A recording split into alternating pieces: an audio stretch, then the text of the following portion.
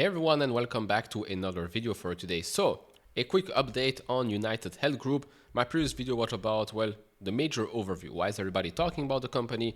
Why is everybody talking about the stock? What do they actually do? What has gone wrong? If you missed that, that will be in the top right corner, or just stick around here. I'll do a quick summary about the company, but I do want to touch on what has happened in the last couple of days, more specifically around, well, insider buying.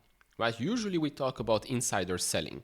Now, as you know, insiders sell for many reasons, but usually they buy for only one, which is, well, they think the stock is undervalued, they think there is money to be made, and they want to basically send a message to the stock market. So let's talk a little bit about that, and then I do want to touch on the CEO's package. So he's got $1 million a year salary, but the full package that he gets for the next 3 years is worth 60 million because of the options package. But there are some interesting things around that, well, compensation package. So we'll talk about all of that. As you can see, UnitedHealth right now is at $287. After hours, the stock market basically went down because of that Moody's downgrade, but I'll touch a little bit more on the macro and the downgrade in the portfolio review, which will come out later today. UnitedHealth Group has a market cap of $264 billion, and as you can see, over the past 5 years, right now, well, the stock has basically done nothing.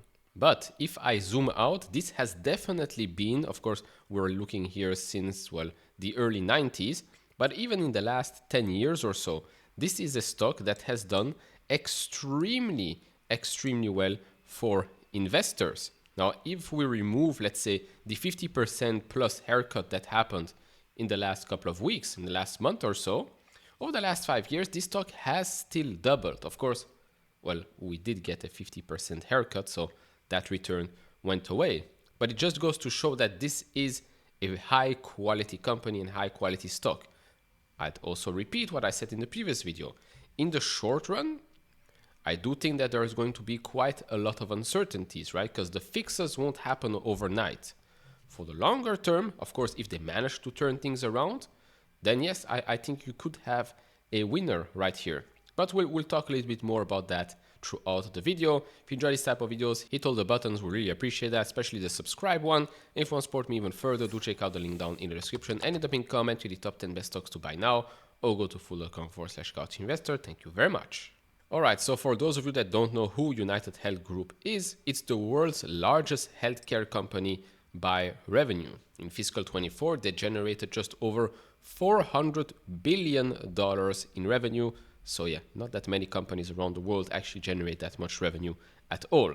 Now they've got two main businesses, United Healthcare and Optum. United Healthcare offers health insurance and benefit plans to employers, individuals, and government programs, including Medicare Advantage and Medicaid. As for Optum, they provide healthcare services such as pharmacy benefit management, Optum Rx, data analytics and technology, Optum Insight, and direct healthcare delivery, Optum Health. Now, why is everybody talking about this stock? Well, leadership change, suspended 2025 outlook, Medicare Advantage saw care activity, doctor visits, outpatient care spike at twice the expected rate in early 2025. The high-profile setbacks such as, well, the murder of a CEO, cyber attacks, and ongoing investigations definitely do not help the case.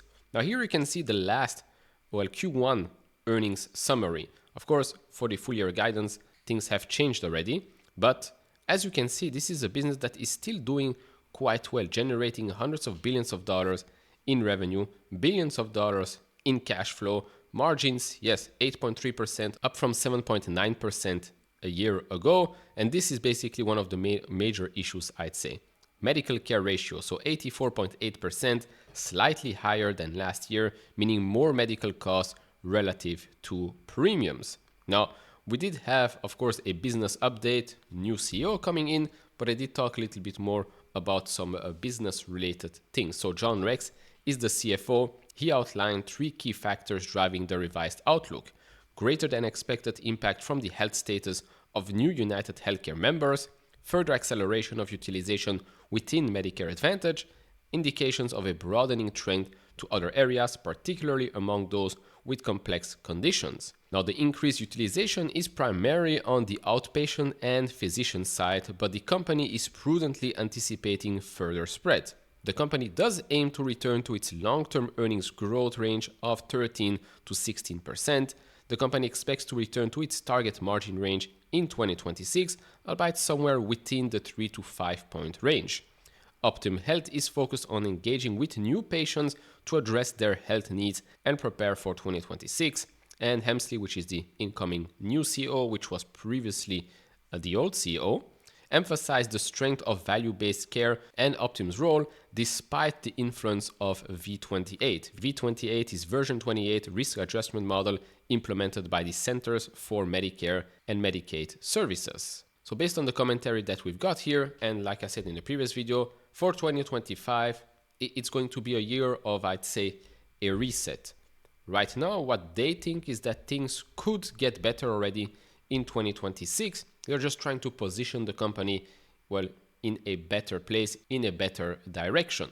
Now, of course, there are things that are out of their control, but there are certain things that are definitely in their control and in the industry's control as well. Now, of course, in the day and age of AI, you would think that insurance companies, healthcare insurance companies would use AI to, well, make sure that the consumer, the client, let's say, gets better care. Now, of course, right now, the view of insurance companies, more specifically those in the healthcare space, is not that great, right? It's all about making money and less about actually caring about the patient. But I do think that in the age of AI, you could be doing both. You could make sure that the customer actually gets the experience that it deserves, while your business is being streamlined thanks to AI. Maybe AI agents will play a bigger role here. So margin-wise, you don't really necessarily need to take a margin hit if done correctly. And at the same time, the customers can actually benefit from real care. Now, of course, that might be wishful thinking from me, but that's definitely one of the possible outcomes. Now, looking back at the stock from a trailing PE perspective, we are historically quite low.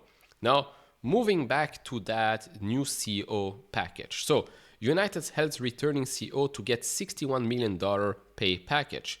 Hemsley's pay package is striking in its simplicity. A $1 million annual salary, no annual bonus, and stock options valued at $60 million on the date of grant. He would receive no other equity for at least 3 years, the company said in a brief description of the arrangement filing with the SEC. It doesn't say how long the agreement is expected to run. Now, I do want to add the following. So a spokesman said the following: the options will not have any value if the stock price does not increase during the first 3 years of employment. If Hemsley resigns or is terminated by UnitedHealth Group for cause, he will forfeit the options. Okay, so there is an incentive here, according to the spokesman. But when I went over everything and then, of course, AI did the summary, this is basically it. So base salary $1 million, equity award $60 million, personal security benefits not disclosed. Okay, that doesn't matter. Now, vesting condition, 3 years. Retention if terminated early, yes, but with restrictions. Performance targets, none. And this is where I found it strange that the spokesperson said, well, they will have no value if the stock price does not increase, yet there are no performance targets. And then if we look at the all or nothing structure, this is basically it. If the CEO is terminated without cause after the first year, the options continue to vest as if he had stayed, provided he does not join a competitor during the remaining vesting period. If he resigns or is fired for cause during the first 3 years, he forfeits the options. In most other scenarios, including involuntary termination without cause, he keeps the options. Now, before I continue, he was not the only one that has bought shares. More recently, we've had the president and CFO buy around $5 million worth of share, the CEO buy around $25 million, and then we've got a couple of directors here buying here $500,000, $1 million, and $93,000 worth of shares. So going back to this comment right here, I don't know if this was maybe taken out of context, because it does seem like this package is not performance based, right? It's not like, oh, you have to increase revenue by 10% annually in order to get that package. No, he will get that package regardless, unless, of course, well, during the first 3 years of his employment, he resigns or is terminated for cause, then he will forfeit the options. But the incentive here is, okay, if the stock price goes up, he will benefit from that as well. But if the stock price doesn't move much, he will still get $60 million worth of it. Unless I misinterpreted it, and then you can correct me in the comment section below, but that's how I see it. Of course, the incentive for him is to make sure that the company does go back in the right direction, and so, well, his 60 million could potentially be worth more in the future. Oh, and by the way, he doesn't even have to stay 3 years to get the $60 million, which is also something amazing. And we should also not forget about this, the report that came out this week, UnitedHealth under criminal probe for possible Medicare fraud. So you have to take all of this into consideration. That's why I said that in the short term, there is still going to be quite of uncertainties, quite some volatility in the stock. Now, it might very well be that the stock did bottom this week, right? Because over 50% crash for this type of name in matter of a month or so is, in my eyes, an overreaction. We're not talking here about a small unprofitable startup company or something like that. No, we're talking about a company that generates $400 billion in revenue. And again, if you missed last video, this is basically what has happened with the business over the last 5 years. United Healthcare revenue has increased at a compound annual growth rate of 11.3%, and Optum has increased by 13.7%. Operating income-wise, United Healthcare operating income increased by 19.2% on the compound annual growth rate, whereas Optum was only at 5%. If we look at what has happened with EPS over the last couple of years, yes, in 2024, they did take a big hit, but right now, last 12 months, we're basically back on track, and it's supposed to go back on track for the next couple of fiscal years. Same with revenue, based on the current analyst expectations, which I assume will change now that there's a new CEO, probably a new plan in place, so that could change as well. Now, what we've seen also in the last couple of years, especially in the last 10 years, gross profit margins usually were around 23-24% or so, but in the last 2 years that has come down, right? Of course, if cost to serve, let's call it medical cost ratio, are going up, and so the ratios are higher than expected, then that will put pressure on your margins. And if you cannot solve that, then maybe you might not get back to the previous levels. Management think it can get back to it. Free cash flow margin did go back up in 2025, so at least there is that positive sign.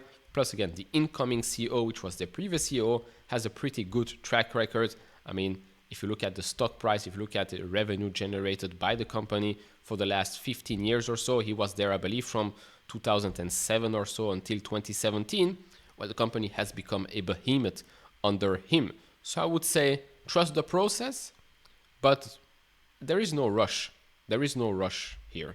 And for those that are trying to convince you that this is like Meta in 2022, no, this is nothing like Meta in 2022. We're talking here about a healthcare company, insurance company, not a tech company or a social media tech company with billions of users that, well, had the turnaround story under control, because it's basically, well, them controlling the cost, and then you've seen how profitable the core business was. Plus, they were at the end of their investment cycle, huge investment cycle. Some headwinds turned then into tailwinds, and then the whole story changed there. So it's nothing like Meta at all, just so we're clear. So, all in all, that's about it. Should you buy because the CEO and CFO have bought? Well, it's definitely a good indication. Now, in history, there have been a couple of times, for example, Wirecard, where insiders have bought, and in the end, it still turned out to be a fraud. Now, it's not apples to apples here, not at all. We're here again talking about a company worth over $260 billion, generating over $400 billion in revenue. It's a global company, very, very important. So again, I don't think these comparisons make any sense. So it's up to you if you want to risk it right now, if you want to wait until the turnaround. Now, yeah, you might miss the next 10, 15% or so, But if you truly think that this company can, let's say, get back to its all-time highs, then I think you still have some time to dive even deeper and see how things work out. What do you think? Let me know down in the comment section below. Hit all the buttons and I'll see you all in the next one. Bye bye.